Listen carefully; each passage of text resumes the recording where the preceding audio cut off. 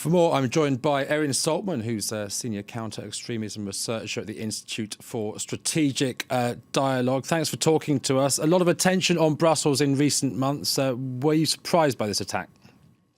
Well, Brussels has been on high alert for quite some time, as have a lot of other major cities. But given the fact that per capita, Belgium has had one of the highest numbers of foreign terrorist fighters go off to join ISIS, Daesh, we know that authorities have been on high alert for quite some time now. What about the timing of this coming in the wake of the arrest of Salah Abdeslam? What does it say about a potential link to his network, or perhaps more worryingly, the existence of some hitherto unknown suspects?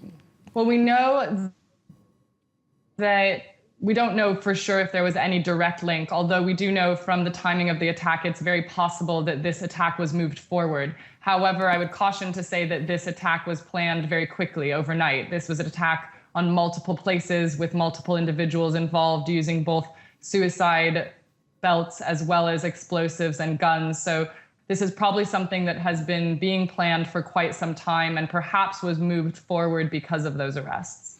In terms of this as a European problem, obviously it comes in the wake of the Paris attacks. Authorities and governments constantly rolling out what some would say are authoritarian methods. Is that the right way to go?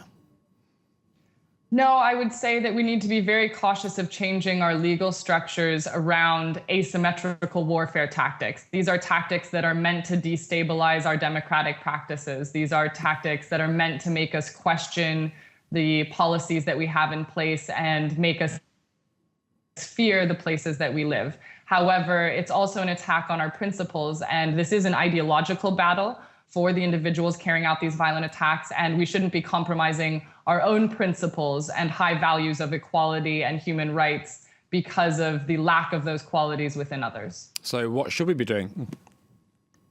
Well, we definitely need to be sharing more information between security forces. There have been problems in the past where, for example, individuals that are on terrorist watch lists of one country are not necessarily shared with the other countries around them, even within the EU. We do need better sharing of high quality information for our security and surveillance. And we also need to be taking into consideration lots of information of long-standing networks. Belgium, for example, has had for a long time extremist networks operating that toe the line of legality, and we need to be looking at where those networks are now affiliating themselves with terrorist organizations. Is that a particular problem within the European Union, where there are frankly a lot of quite small countries in a relatively small space? Not all of them speak the same language, and intelligence services are notoriously keen to keep information to themselves.